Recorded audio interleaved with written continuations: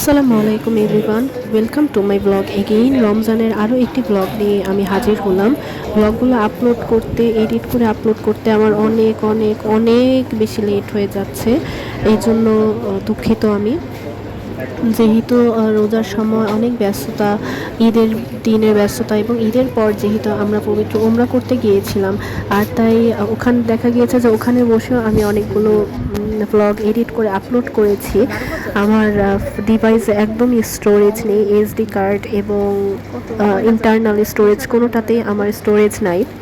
যাই হোক, তো আমরা রোজার শেষের দিকে আমি আর আপু ইফতারের পর বের হতাম বিভিন্ন শপিং মলে ঘোরার জন্য, দেখার জন্য কি কি কালেকশনস আর এসেছে এবং কোনোটা যদি পছন্দ হয় সেটা কিনেছি। তো এটা হচ্ছে বেলি রোডের যে ইলিয়েন যে শোরুম, যেটা ওখানে আমরা এসেছিলাম। এবং লাস্ট ইয়ার আমি দেখেছিলাম যে ইলিয়েনে মেয়েদের অনেক সুন্দর সুন্দর কালেকশনস ছিল রিজনেবল প্রাইসের মধ্যে। তো সেই হিসাবেই আমি এখানে আসছিলাম যে এবার যদি মেয়েদের সুন্দর কোনো কালেকশনস পাই ইউনিক, সেখানে আমি কিনে নিব। কিন্তু আনফর্চুনেটলি ইলিয়েনে মেয়েদের কোনো সেরকম কালেকশন ছিল, কিন্তু গতবারে সেগুলো একটাও ছিল না। এবং এই জামাগুলো যে দেখতে পাচ্ছেন ওয়ান পিস, এগুলো সব অনেক অনেক অনেক বেশি প্রাইস, একদম জামা ডিজাইনের তুলনায় দাম অনেক বেশি। আর এখানে এখন তো প্রায় কোনো শপিং মলে, কোনো শোরুমে ভিডিও অ্যালাউড না। তো আমি এগুলো সব লুকিয়ে লুকিয়ে করেছি। এলিয়েনে ঢুকতেই ওরা দাঁড়িয়ে থাকে যেন কেউ ভিডিও করতে না পারে। তো আমি যতটুকু লুকিয়ে করা সম্ভব হয়েছে আমি করেছি। তারপরে এলিয়েন থেকে বের হয়ে এলিয়েন যে মার্কেটটার মধ্যে, যে বিল্ডিংটার মধ্যে, সেখানে এরকম একটা জুতার দোকান আছে। তো এই জুতার দোকানে আসলাম এবং এই দোকানে মাত্রাতিরিক্ত দাম। একটা নর্মাল জুতার দামই প্রায় কয়েক হাজার ছিল, একদম অতিরিক্ত দাম। ওরা বলে যে অরিজিনাল লেদারের, কিন্তু আসলে এটা আদৌ অরিজিনাল লেদারের কিনা সেইটা পরীক্ষা করার বা যাচাই বাছাই করার কোনো ওয়ে রাখে নাই। তো আমার কাছে এই দোকানে একদম এক্সেস দাম মনে হয়েছে। এলিয়েন যে বিল্ডিংটার মধ্যে, তার নিচের তলাতেই যে জুতার দোকানটা, সেই দোকানেই ভিডিও এটা। সো এই জুতাগুলোর আহামরি কোনো ডিজাইন না, কিন্তু দাম হচ্ছে একদম এক্সেস দাম রাখছিল। এগুলো একদমই ঠিক না। ঈদের সময় অন্যান্য সকল দেশ, যেগুলো নন মুসলিম কান্ট্রি, সেখানেও সেল দিলেও বাংলাদেশে ঈদ আসা মানে অতিরিক্ত দাম রাখা। সেল তো দূরে থাক, দাম একদম কয়েকশো গুণ বাড়িয়ে দেয়। সো সেটাই চলছিল রিজনেবল প্রাইসে, এখন কিছুই ছিল না এবার ঈদে। তারপরে একটু ঘুরে ঘুরে দেখা যে এছাড়া শপিং মলগুলোতে অনেক ভিড় ছিল। এরপরে এই জুতার দোকানের অপোজিটে যে দোকানটা, এই দোকানে পা ফেলার জায়গা ছিল না, কিন্তু তারপরে ওরা ডাকছিল যেন আমরা ভেতরে যাই। তাই আমি বললাম যেখানে পা ফেলারই জায়গা নেই। তারপরে বললো যে আসেন, এভাবেই দেখেন, এভাবেই জামা কাপড় কেনেন। কি বলবো আর। এরপরে এলিয়েন থেকে, মার্কেট থেকে বের হয়ে আসলাম। তারপর রাস্তায় দেখি এই ছেলেটা এই সুন্দর সুন্দর এই যে প্লেট বাটি এগুলো বিক্রি করছে, এবং ছেলেটাকে দাম জিজ্ঞেস করলে ছেলেটা বলে আমি দাম জানি না। ব্যাপারটা কি, ওটা হাস্যকর মনে হয়েছে। তো দাম যেহেতু জানি না তাই কেনা হয়নি, কিন্তু বাটিগুলো প্লেটগুলো ভালো লেগেছে, সুন্দর। তারপরে বেলি রোডে যারা যান সবসময়, তারা তো জানেনই যে বেলি রোড সবসময় কতটা উৎসবমুখর পরিবেশ থাকে এবং এখানে নানান কিছু পাওয়া যায় রাস্তাতেই। এরপরে চলে আসলাম বেলি স্টার মার্কেটে, বেলি স্টার যে শপিং মল সেখানে।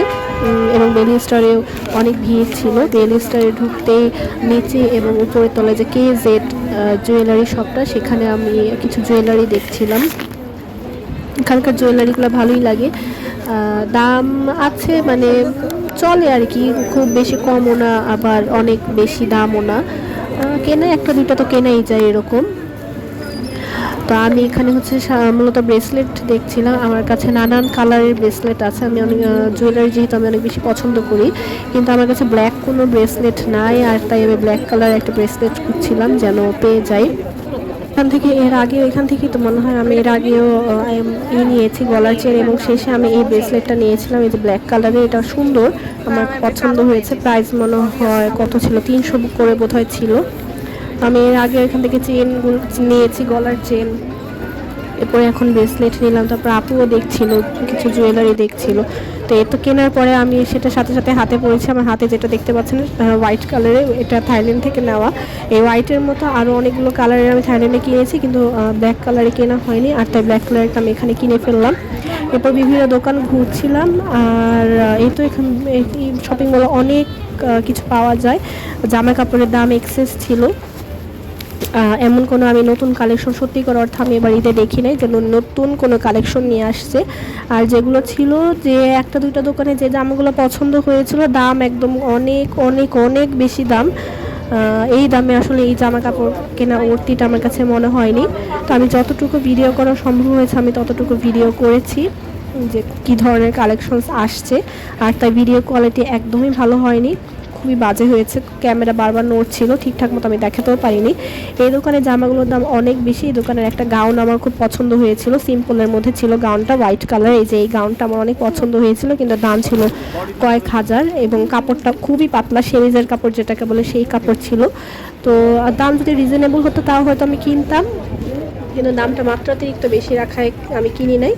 এরপরে এই তো আর্চিজে তো নানান রকম কিছু পাওয়া যায়, ব্যাগ আরও অনেক কিছু পাওয়া যায়।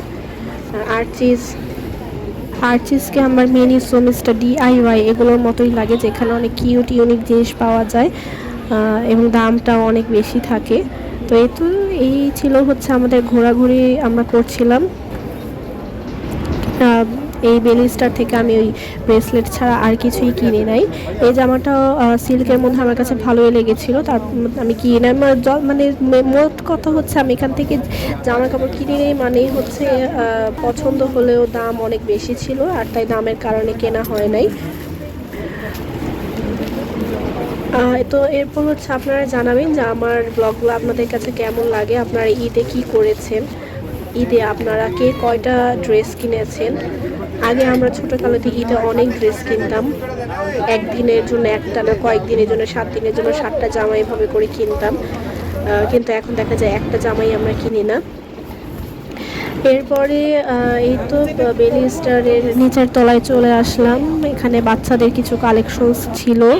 তারপরে চলে আসলাম পাশের যে শপিং মলটা সিরাজ সেন্টার, সেখানে চলে আসলাম। এখানে অনেক ভিড় ছিল, একদম পা ফেলার জায়গা ছিল না। এখানে আসার কারণ হচ্ছে এখানে ভগ আছে, তাই একটু ভগে যেতে চাইছিলাম, এবং ভগেও আল্লাহ কি ভিড়, সেখানেও ভগেও একদম পা ফেলার কোনো জায়গা নেই এমন অবস্থা। কিন্তু ভগেও এবার নতুন কোনো কালেকশনস আসে নাই, নতুন কোনো কালেকশনস আসলে হয়তো আমি কিনতাম। আর ভগে এর আগে সুন্দর সুন্দর গাউন পাওয়া যেত, গত বছর আমি ভগ থেকে ঈদের ড্রেসে গাউন কিনেছিলাম, এবার তো সেগুলোও নিয়ে আসে নাই। তো আজকের ব্লগ আমি এখানেই শেষ করছি, সবাই ভালো থাকবেন, আল্লাহ হাফেজ।